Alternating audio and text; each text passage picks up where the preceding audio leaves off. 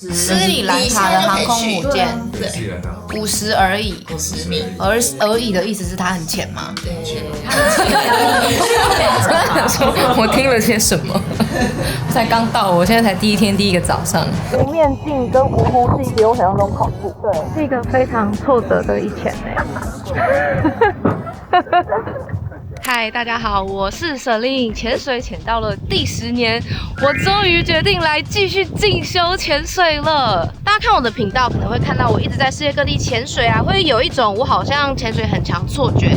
但是我要再次跟大家强调，我呢既不是教练，也不是 master， 我就是一个 fun diver， 是最一般的那种休闲潜水员。那我也是这1、2年呢，开始认识一些有在玩技术潜水的朋友，然后得知了技术潜水这件事情呢，可以带我到5、6、7、80米，甚至是破100米，还可以去到一些就是更深、更封闭的洞穴。像我今年不是去了墨西哥洞潜嘛，但是有一些洞穴呢，其实你是要取得技术潜水执照才能够去的。总之呢，我就发现技潜可以带我到更多我原本想象不到我可以去的水下世界，于是我就想说，好像也不是不能够接触看看。没错，所以我现在就来到垦丁了。这一次呢，我在垦丁待4天的时间，上一堂最入门的技潜课程，然后会初步了解一下技术潜水到底是一个什么样的东西。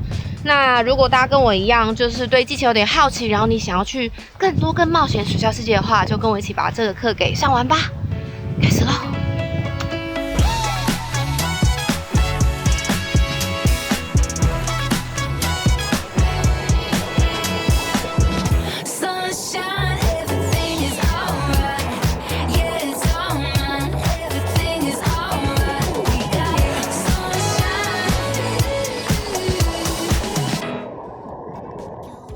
在影片开始之前呢，我觉得有必要跟大家好好的解释一下这次上的到底是什么课程，因为我自己也花了蛮多时间才真的理解的。那我这次上的课程呢是 IANTD 的 Essential 课程，你们看是不是已经一头雾水了？那 IANTD 呢，就像大家比较常听到的 PADI 啊跟 SS 一样，它们是属于潜水的系统，只是说 IANTD 呢是着重在技术潜水 ，PADI 跟 SSI 呢是比较着重在休闲潜水，也就是大家比较常接触到的部分，所以你们会比较熟悉。但其实潜水有很多各种不同的系统。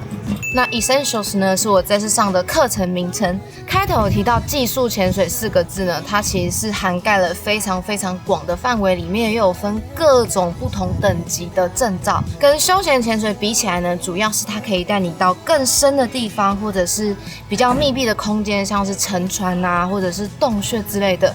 那你会花更长的时间潜水，你有可能到更狭小的空间，整体的危险性是比较高的。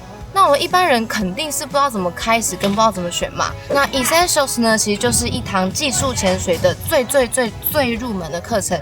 你可以把它想象成技术潜水的幼稚园的感觉。因为就我所知呢，技术潜水跟休闲潜水其实是2件非常不一样的事情，就是不管是我们潜水的动作或是潜水的心态，都要有蛮大幅度的调整。所以先上过 Essential 这堂课的好处呢，就是你可以先了解到技术潜水大概是长什么样子，然后也会帮你训练很多你在休闲潜水的时候不会训练到的基本功。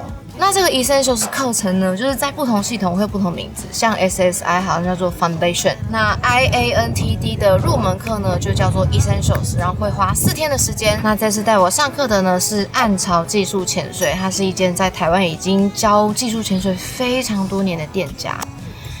OK， 那就接着让大家陪我度过这个有可能会很辛苦的4天吧，祝我顺利。斯里兰卡的航空母舰，对50而已，50米。而已的意思是它很浅吗？对，斯里兰卡的航空母舰是为什么很厉害？因为它是第一艘航空母舰啊。发现跟这人聊天，就是好像要开始认识一个完全不同的领域。50米他就说什么马耳他有一架飞机，好想去，在70米，因为休闲潜水就是可能你潜到最后，差不多就是那些，就是那个才50米。然后做大机。我听了些什么？才刚到，我现在才第一天第一个早上，很奇怪。我们刚刚从一开始在讲技术潜水、休闲潜水。技术潜水的定义，你们觉得技术潜水的定义是什么？我觉得就是难度比较高的，可能是深度比较深的，比较危险一点。比较危险。技术潜水明确的定义，第一个就是不能够直接回到水面上的环境。所以像沉船上面是封闭的，就是不是 open water， 不是可以直接上升回到水面上的洞穴，这些都是。第二个部分就是需要做减压的潜水的部分。教练，我可以麻烦你，就是帮我再解释一次，为什么潜水不可以闭气吗？因为我觉得很多之前人会忘记，我自己有时候也会忘记。对。那我们在上升的过程中，压力是变小嘛，对不对？那空气这个气体的体积变大，所以我们的肺泡是不是就撑大了？那撑大它不能再撑的时候，你还继续憋住气，没有让气体流出去，它后来你的肺泡就嘣破掉了嘛。所以那就破掉之后，就像我们刚刚讲的，就变气胸啊，或者皮下气肿等等的问题。对，所以自潜可以是因为我整个过程中都没有呼吸，对，所以可以闭。对，因为你这一口气从上面，然后你下去，气体胸腔的肺的气体变小了，然后你回到水面上，它回到原来的状态。那水肺是因为你在每一个深度都还在做呼吸，所以它是在等于说跟这个深度是平衡的状态的。所以当我们在上升的时候，压力变小，气体积膨胀，就会造成我们的肺泡破。教练说，我们那个潜水课本上学到很多数据，都是军队的弟兄们测试出来的，辛苦了，人体实验，人体实验做出来的。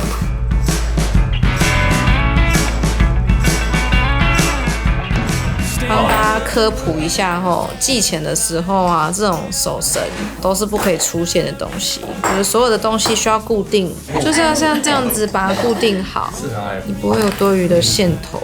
我在上这堂课之前就被警告会打很多次的浮力带。我在想说，完蛋了，我上一次打浮力带不知道是什么时候。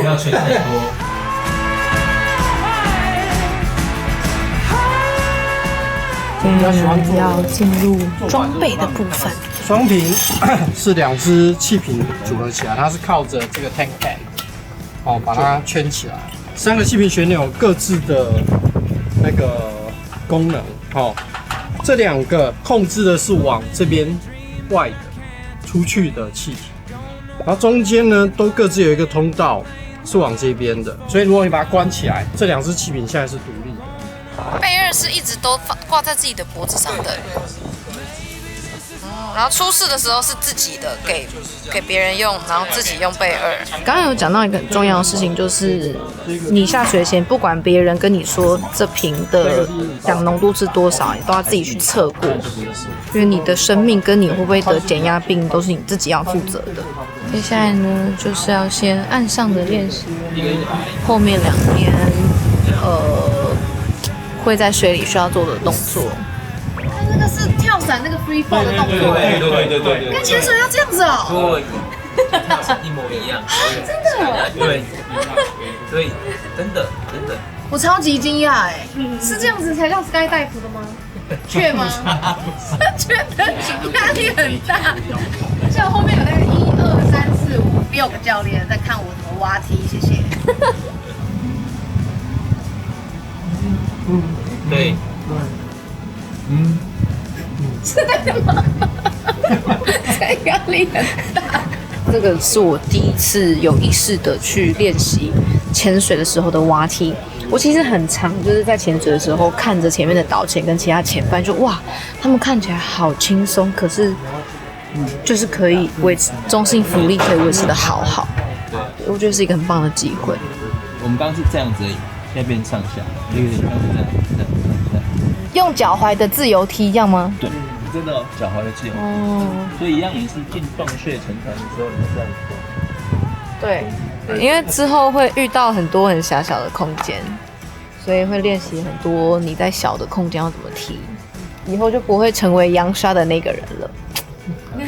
早上的学科课内容比较长，我就没有全部拍下来。但总之呢，我们就认识了一下什么叫做技术潜水，然后未来在做一些真的大深度潜水的时候，你要怎么样去计算，就是你今天的气体的比例要怎么样啊，然后在多少的时候一定要上升啊，等等之类的。其实这些东西分别的项目都会蛮细的，所以刚刚大部分的时间就是做一点点初步的讲解。再来，其实花了蛮多时间再重新讲解，就是潜水的时候比较有可能遇到的一些生理状况，比方说氧中毒啊、减压病啊，然后肌肉痉挛啊之类的。它就是你要去控制你身体的二氧化碳，否则二氧化碳浓度太高的时候，会容易触发你其他的像是什么淡醉啊之类的问题。其实算是把我们 Open Water 都学过的东西再一次的跟你强调一次，主要是因为到了技术潜水的范围之后，我们会进入到更深的地方嘛，那气体会让你发生的危险的几率都更高，所以其实我们到时候对于深度的控制就是又比在 Fun Dive 的时候更重要，还有包含中性浮力的控制也会变得更重要，因为那个到时候可能已经不一定是扬不扬沙的问题，是你会不会撞到什么东西，你的一些器材会不会坏掉，你有没有遵守你的潜水表的时间，是真的有可能让你发生危险的。主要是在建立一些对危机的感知，那听起来都很基本，可是这确实是对于我们未来要下到比较深度比较大或者是封闭空间中非常非常重要的基础。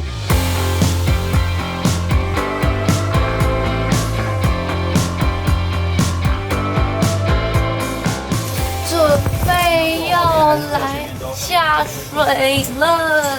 今天看起来就是要做很多的中性浮力跟很多的踢动，但全部的事情就是要先中性浮力要先做好，所以也有可能整只气瓶都在中性浮力。对，如果是不是这样子？对，如果没有做好的话，你就会看到这支影片就一直这样子而已，没有任何别的动作，脚不能落地哦。我希望可以让大家看到别的动作，那你会看到我一直这样子。我们的背是挂在脖子上的，然后另外一级头是插管，然后你会需要2个手电筒。这里的口袋呢有备用的面镜跟写字板，这里的口袋有浮力袋，大概是这样子。然后我要去跟大家做装备的确认了。接下来上课时间，我要把相机交出去了，大家祝我顺利喽。每一次下水前，我们都要和前伴互相检查装备有没有漏气，确认完全没问题后才会正式出发。今天主要着重在中性浮力的训练，3人一组的我们必须保持 trim 并维持等距的3角队形。这个姿势能有效减少水阻，大幅降低耗气量，并避免踢动时扬起沙子。但在过程中的脚一直往下掉，又下意识的想用踢动让自己维持在原来的深度，花了非常多时间在习惯让自己保持水平的流线型，但还是东倒西歪。除了中性浮力以外，我们还练习了各种蛙踢技巧，还有原地转向。这可能会和大家平常看休闲潜水的踢法很不同。技前的蛙鞋是为了让我们日后可以在更极端狭窄的地方游动，而对我来说最困难的是倒退游，不管怎么尝试，就是停在原地，甚至还会往前飘。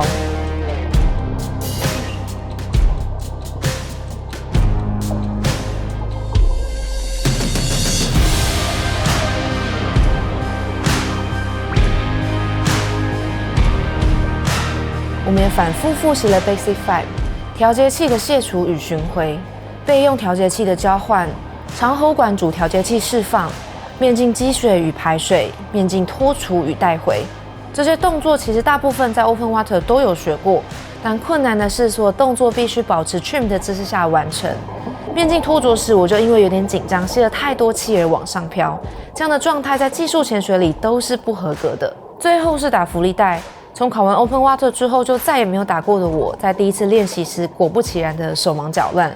原本打算用 BCD 为浮力带充气，但不知道为什么一直操作不了，所以改用吹口式。但在移除2级头时，又忘记朝下放了一大堆的气出来，真的是一片混乱。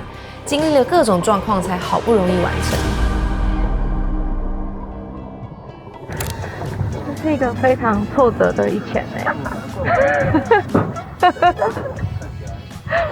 我真的不会我觉得我在倒气，但我一直往前。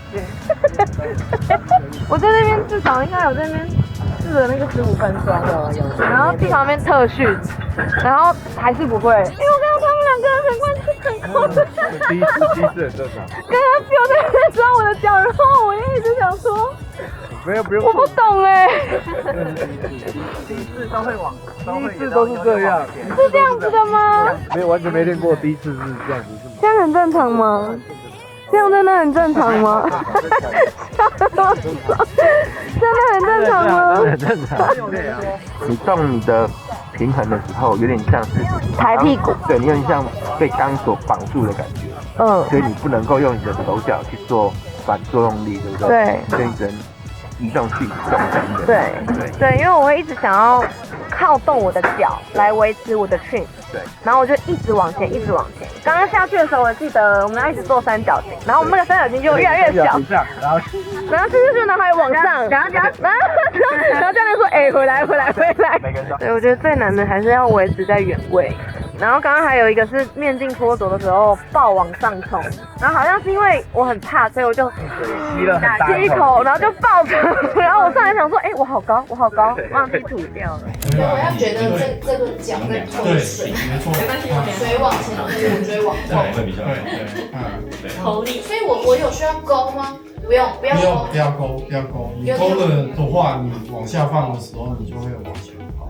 哦，对，所以不要勾。对，所以这个放下这件事情是没有动力的。是没有动力的。我只是轻轻的往下放。但通常你如果倒退久了，你其实放下的时候，你就会开始往后倒。脚背推水，没错，对。今天在床上，对你今天晚上100下这样。对，可以。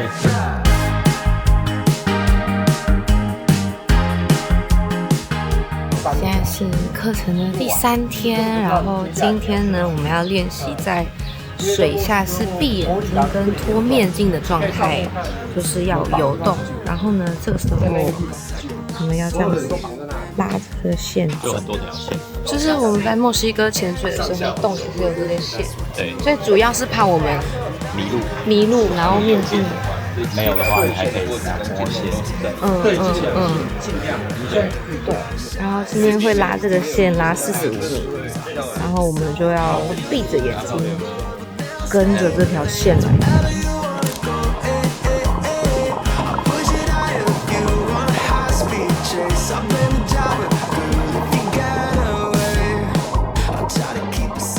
之后的每一次下潜，除了反复练习中性浮力 Basic 5和各式蛙踢跟打浮力带之外，会慢慢新增一些状况训练，像是水下救援，以及刚才提到的蒙着眼跟着导绳游45公尺，还有更进阶的无面镜版本，都是为了让我们了解在水下的突发状况如何排除，并安全地回到水面。这些看似枯燥乏味的重复动作，其实都在帮助我们建立更扎实的基本功。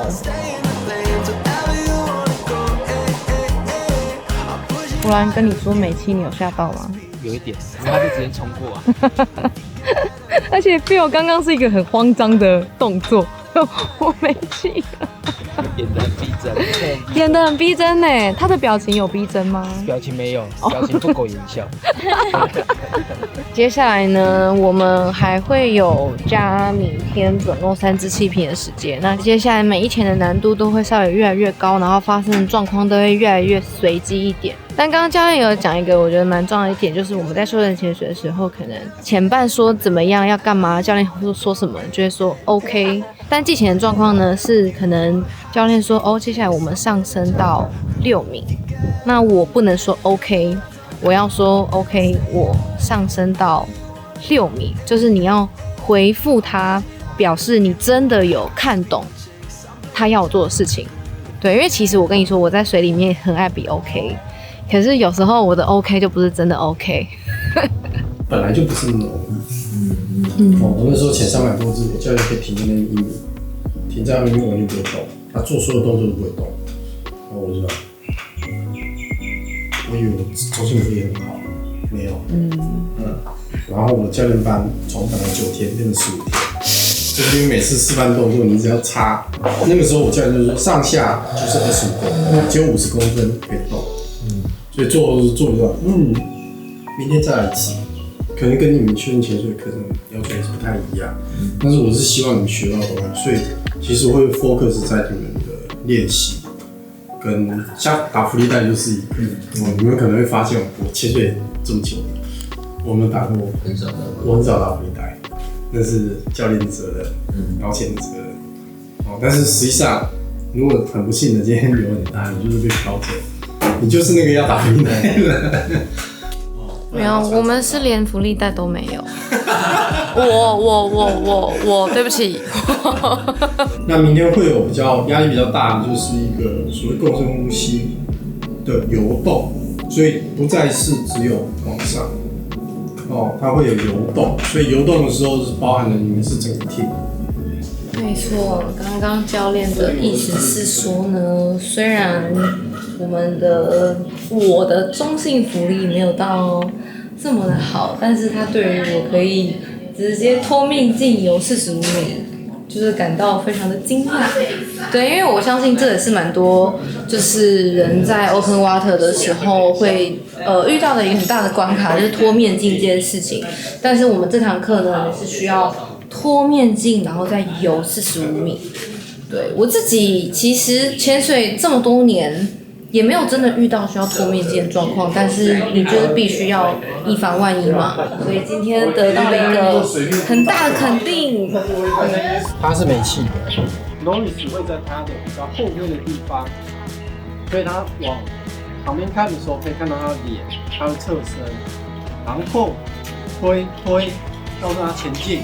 这时候我是另外一个人，我应该在斜前方或斜后方，通常会比较喜欢在前方，这样，然后带着他们往前走，然后随时回头看他们。所以没气的人永远被夹在另外两个人的中间。如果 Norris 游再看，哇，30，换你给。对，这个时候他就可能灯就开始闪，然后我就要回头，然后看30，然后呢可能 switch， 所以这个时候我就会赶快给他，他会收回去，然后这个时候就换成我，然后他就是前面那一个，然后你再带着他继续往前走。OK。总之呢，我们刚刚在模拟的就是说，你在水下你掉了面镜，你又没气了，所以你要在没有吸空气的状况下，又没有戴面镜的状况下去找你的前伴，跟他说我没气了，我要跟你共深呼吸。因为我们前面4支气瓶都是在分别练共深呼吸，分别练脱面镜跟分别练游嘛，但是现在就是全部都要结合在一起。目前对这个课程的感受，它真的就是休闲潜水的进阶版。你就想，其实像打浮力带啊，然后共深呼吸啊，然后像面镜脱着啊这些动作，然后还有包含中性浮力，其实这些动作我们在学 Open Water 跟 Advanced 的时候都有做过，只是就是这个 Essential 是把难度再增加的更高。对，但我觉得到目前为止呢，就是蛙踢跟中性浮力我最不行，其他都还可以接受。对，我们明天还有最后一天，明天加油！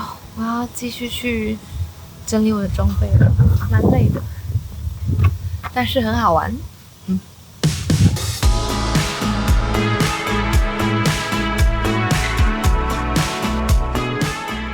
OK， 我们先确认自己的气瓶有没有开，细细看长管，好，细细看短管，同时检查你们的长管有没有顺。刚刚互相检查一下，OK， 好，收回来的时候记得扣上去，对。这个步骤没有做，就是要请饮料，一定要扣上去。中排气阀试一下，充气泄气。OK， 然后长压表200。今天会先做共深呼吸，然后接下来会无面镜无呼吸。最后一天的挑战是把前面的所有状况都集合在一起。下水以后，我们先做了戴着面镜的共深呼吸游动，接着就是本次的魔王关卡。被救援者会在没有面镜并且气瓶耗尽的状况下寻求前伴的协助，救援者则需要与他共深呼吸并引导平游一段距离后上升，还要在过程中帮他完成安全停留，才能顺利的回到水面。人都会死，不理解为什么你刚刚无面镜那个时候会想要跑去拿小鱼布，因为我看没，因为没有，而且因为我觉得今天水很浊，加上你打开眼睛就看不太清楚，然后你根本不知道你前面人在哪里，蛮恐怖的，就是这个无面镜跟无呼吸比我想象中恐怖。对，而且因为之前的时候没气你就赶快上去就好。对。可是水肺的时候不行，完全不行。你在实景你没气你也不能马上上。对。所以你一定要找到你的潜伴。对。所以这跟之前的那个状态有点不一样。对。所以我刚刚也是有点紧张，想说我的气呢？我们呢，刚刚正要准备出发最后一天，然后被告知我们的课程提早结束了，因为今天的风有点大，就是刚刚那个今天早上的上下岸都有一点辛苦，然后康教练说浪变得更大了，有点不知道该开心还是难过的一个消息，觉得好像到了第5潜，我们3个人终于有一点知道，就是我们有互相照顾一下。谁没有做什么动作，就是文祥都有帮我做。我忘记帮威利理线，文祥都帮我理线。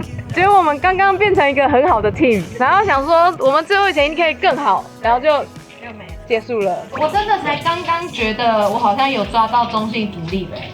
我刚刚我今天做的比较好。对，今天好很多。对，因为我原本用的那双蛙鞋长得很帅，可是对我来说有点太重了。所以前面我几天我的脚一直掉下去，然后我花很多的力气就是变平，然后在这个过程中我就会一直往前冲。我们3个都需要再补课，对，但是我觉得我们很棒的，应该都比第一天进步。对，绝对这个5月还是进步。对，我觉得我们都有进步一点。对，但是这个确实就是跟休闲潜水，我们在考 OW 跟 LW 不一样，对，就是比较不是保证马上就可以就是过课的一个课程。潜水最主要希望你们知道是你们少了什么，然后你们的极限在哪里，只要愿意把课都上完，然后每一潜都有进步，都是好事。但每个人进步的幅度不一样。救生员不是比赛，没什么好比赛，你只是做你喜欢做的事情。在上完essential之后，我觉得那个潜水的方式，对，会完全不一样，就跟你以前在休闲潜水的方式不一样，然后中性浮力跟你的稳定度是进步非常非常。没错，我应该要叫我全部的潜伴都来，就是学一次，这样就不会再有人扬沙了。全部都来给我试练一次，我觉得这对休闲潜水确实是会很有帮助。谢谢教练，谢谢大家。好的，谢谢大家看完我的4天3夜的essential课程影片。我觉得这会不会是我有史以来可能拍过最无聊的潜水影片呢？像5支气瓶都只是在沙地飘着，在出水口那样子。我其实拍到一半，自己觉得有点错愕，我想说这真的大家有想看吗？